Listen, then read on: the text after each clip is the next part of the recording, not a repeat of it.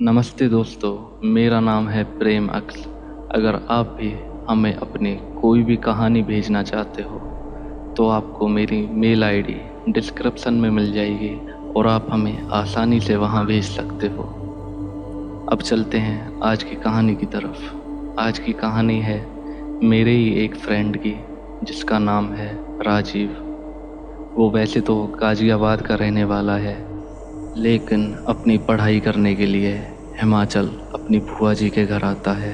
भूआ जी के घर में भूआ जी का लड़का प्रदीप और भूआ जी दो ही रहते हैं। उनके हस्बैंड की बहुत सालों पहले डेथ हो जाती है। राजीव यहाँ आता है और अच्छा सा कॉलेज देखकर यहाँ पर एडमिशन ले लेता है।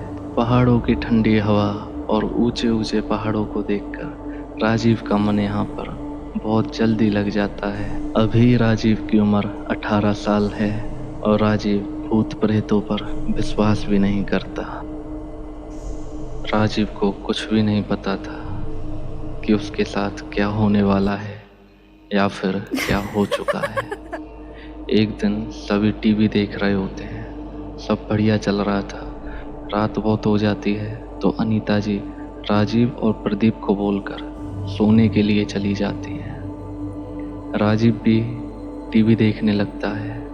तभी राजीव को ऊपर से कुछ आवाज़ें आने लगती हैं, जैसे कोई सामान खिसका रहा हो। राजीव उन आवाज़ों को इग्नोर करता है और फिर टीवी देखने लगता है।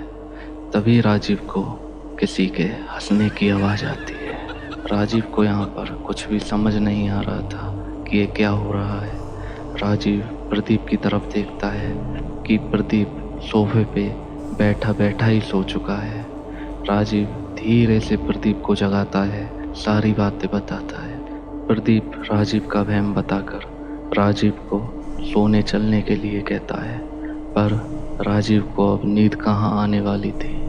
राजीव चला तो जाता है पर बेड पे लेटा लेटा सोचता रहता है कि वो आवाज़ें कहाँ से आ रही थीं और कौन था ऊपर। तभी राजीव के दिमाग में पता नहीं क्या आता है। वो अपना फ़ोन उठाकर दबे पाँव से उठता है और ऊपर जाने लगता है। जैसे ही वो सीढ़ियों से चढ़ रहा होता है, तभी राजीव को ऊपर से आवाज़ आती है और वो सीढ़ियों पे वहीं रुक जाता है। थोड़ी देर आवाज़ ना आने पर धीरे धीरे राजीव ऊपर बढ़ता जाता है। तभी देखता है और हाँ, राजीव पहली बार ऊपर आया था। ये 2 मंजिल का मकान था जो राजीव की बुआ ने अभी 1-1.5 महीने पहले ही खरीदा था। राजीव जैसे ही ऊपर जाता है, देखता है कि सामने 2 कमरे हैं, एक कमरा राइट में और एक लेफ्ट में। राजीव पहले राइट वाले कमरे की तरफ बढ़ता है और बिना आवाज़ किए धीरे से कमरे को खोलता है। कमरे में कुछ फर्नीचर का सामान और कबाड़ पड़ा होता है। राजीव को वहाँ पर कुछ भी दिखाई नहीं देता। राजीव वैसे ही गेट लगाकर लेफ्ट वाले कमरे की तरफ बढ़ता है। जैसे ही राजीव लेफ्ट वाले कमरे के गेट को धीरे से खोलता है कि तभी लेफ्ट वाला गेट एक झटके के साथ खुद बंद हो जाता है और वो इतना डर जाता है कि वो पीछे मुड़ के भागने की भी हिम्मत नहीं जुटा पाता। और फिर राजीव देखता है कि वो गेट धीरे धीरे खुद ब खुद खुल जाता है और जब राजीव की नज़र सामने कमरे में पड़ती है तो देखता है कमरे में बीचों बीच एक सोफ़ा रखा हुआ है और सोफे पर एक 40 से 50 साल की उम्र का आदमी बैठा हुआ है। राजीव उसको देखकर इतना डर जाता है कि वहीं पे बेहोश होके गिर जाता है। और जब सुबह प्रदीप की आंख खुलती है तो राजीव को कमरे में ना देखकर प्रदीप अपनी माताजी से पूछता है कि राजीव कहाँ गया है। माताजी को भी राजीव के बारे में कुछ पता नहीं होता। प्रदीप को फिर राजीव की वो रात वाली बात याद आती है और प्रदीप राजीव को ऊपर देखने के लिए जाता है। जब प्रदीप ऊपर पहुंचता है तो देखता है जो सामने सोफ़ा रखा हुआ है उस पर राजीव बैठा हुआ है, पर अंधेरा होने के कारण उसे साफ कुछ भी नज़र नहीं आता।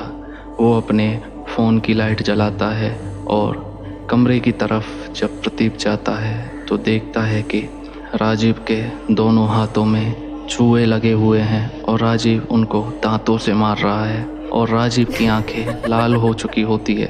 प्रदीप यह देखकर बहुत दंग रह जाता है और उल्टी करता हुआ वहाँ से भागता है। जब नीचे आता है तो माताजी को पूरी बात बताता है और माताजी को भी बहुत अचंभा होता है, क्योंकि इनको इस घर में 1.5 महीना हो चुका था और अभी तक ऐसा कुछ भी नहीं हुआ था। उनको विश्वास नहीं होता कि ये सब और कैसे हुआ। इनके घर के पास में ही एक मंदिर होता है जहाँ पर पंडित जी रहते हैं। ये उन गुरुजी को बुलाते हैं और वो गुरुजी बताते हैं जब ये आ रहा था तो इसने एक पेड़ के ऊपर पानी फेंका था। जहाँ पर इसने पानी फेंका था उस पेड़ पर एक प्रेत रहता था। प्रेत ने उस पानी को पी लिया और वो तभी से इसके पीछे लग गया। ये प्रेत राजीव के साथ 10-12 दिन से है।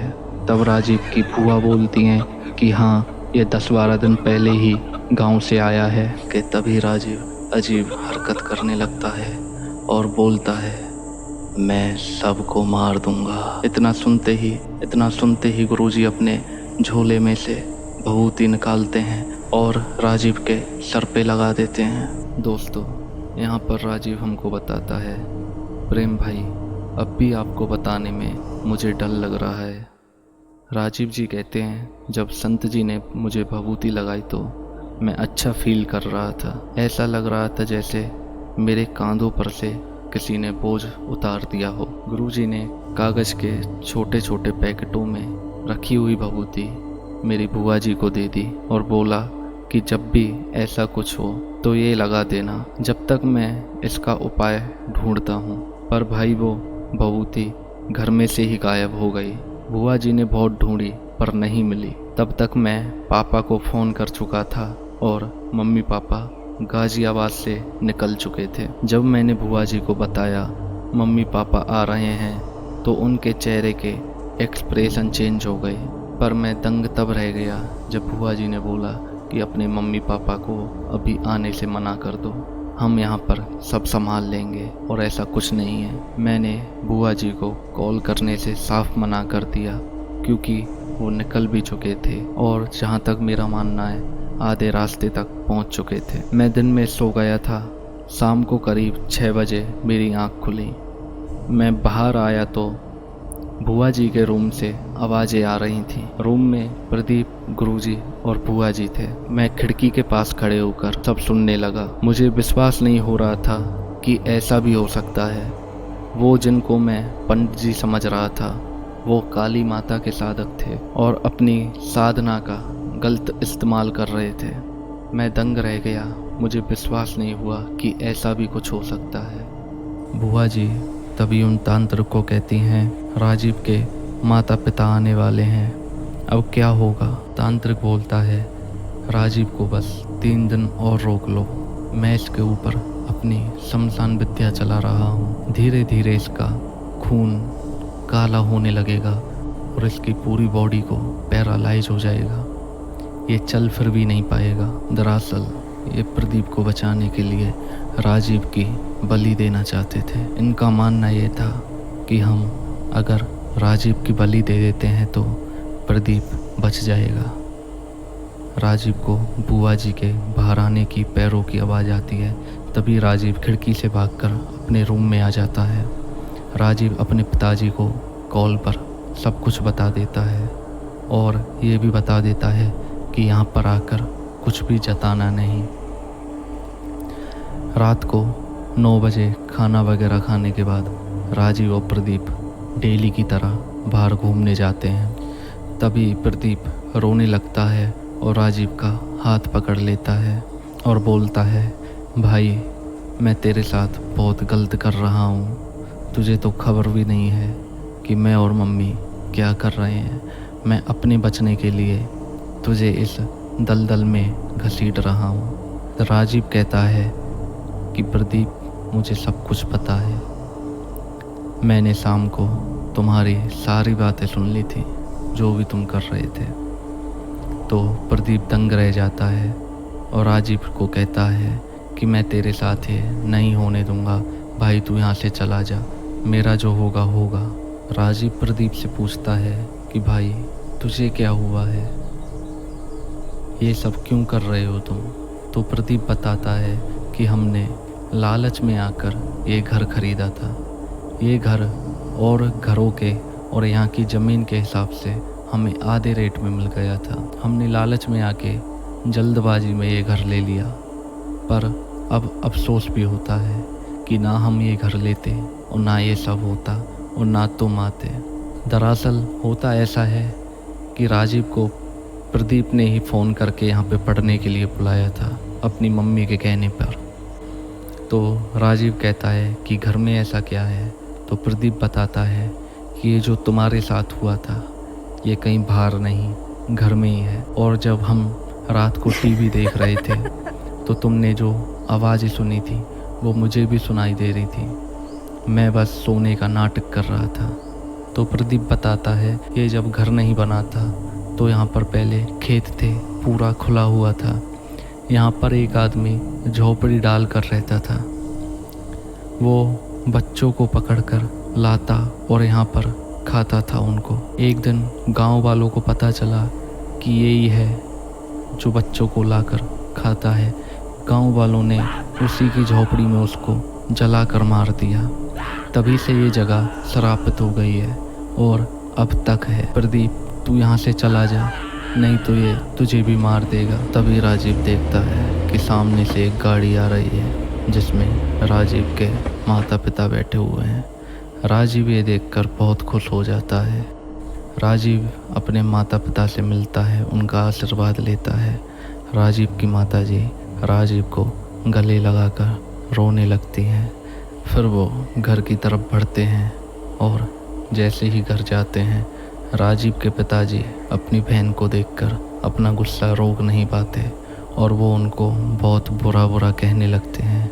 राजीव उनको शांत करने की कोशिश करता है पर वो नहीं होते। राजीव के पिताजी कहते हैं मैं राजीव को सुबह ही लेकर यहाँ से निकल जाऊँगा। इतना बोलते ही हैं कि तभी राजीव अपना मुंह घुमाता है और अपने पिताजी को घूर कर देखने लगता है और बोलता है कि मैं इसको नहीं जाने दूंगा और अगर अपना बचाव चाहते हो तो तुम यहाँ से सभी चले जाओ, नहीं तो मैं तुम सबको मार दूंगा, किसी को नहीं छोड़ूंगा। राजीव की बुआ जी ने जो भभूति छिपा दी थी, राजीव की बुआ वो भभूति लेके आती हैं और राजीव की तरफ दूर से ही फेंक देती हैं। राजीव थोड़ा नॉर्मल होता ही है कि राजीव के पिताजी और प्रदीप दोनों राजीव को उठाकर गाड़ी में ले जाते हैं और तभी वहाँ से सभी निकल जाते हैं। गाज़ियाबाद में राजीव के पिताजी एक संत को जानते थे जो उतारा करते थे। राजीव को वहाँ पर ले जाते हैं तो वो संत कहते हैं कि राजीव को 11 दिन यहाँ पे ही रहना पड़ेगा, मंदिर में ही, तभी ये बचेगा, अन्यथा अगर राजीव को घर पर ले गए तो उसको वो मार डालेगा, साथ में तुमको भी नुकसान पहुंचा सकता है। राजीव के पिताजी इस बात पे मान जाते हैं। साथ में उनके राजीव और राजीव की माताजी और प्रदीप तीनों मंदिर में ही रह जाते हैं। 11 दिन तक डेली राजीव के हाथों से वहाँ पर हवन चलता है और पूजा होती है। धीरे धीरे राजीव को नॉर्मल फील होने लगता है। वैसे तो राजीव को वहाँ पर कुछ भी नहीं हुआ था। राजीव जी बताते हैं धीरे धीरे जो बॉडी में जो वीकनेस आ गई थी वो अब ठीक होने लगी थी। अब राजीव पहले जैसा होने लगा था। राजीव जी बताते हैं ये मेरा अनुभव सबसे ख़राब अनुभव था, जो मैं ये चाहता हूँ कि ये किसी के साथ ना हो। भूत प्रेतों पर अगर विश्वास नहीं है तो उनको झुटलाया भी नहीं जा सकता, क्योंकि अगर इन्होंने अपना परिचय कराया तो इंसान कहीं का नहीं रहता। राजीव और प्रदीप दोनों का वहाँ से इलाज चला और अब दोनों बिल्कुल ठीक हैं। प्रदीप जी की शादी भी हो चुकी है। दोस्तों, मैं इस कहानी में मसाला लगाकर और भी ज़्यादा अच्छी कर सकता था, जिससे आपको सुनने में बहुत अच्छी लगती, पर मेरा मानना ये है कि कहीं ना कहीं फिर सच्चाई इसमें छुप जाती। जैसी मुझे राजीव जी ने भेजी मैंने वैसी ही आपको पेश की है। इसमें कुछ भी मैंने अपनी तरफ से ऐड नहीं किया है। अगर आपको अच्छी लगी हो तो लाइक, कमेंट और हमारे चैनल को सब्सक्राइब करना। और अगर अपनी कहानी भेजनी हो तो हमारी मेल आईडी पे आप भेज सकते हो। धन्यवाद। Hey there. Subscribe to my channel. And also press this bell icon.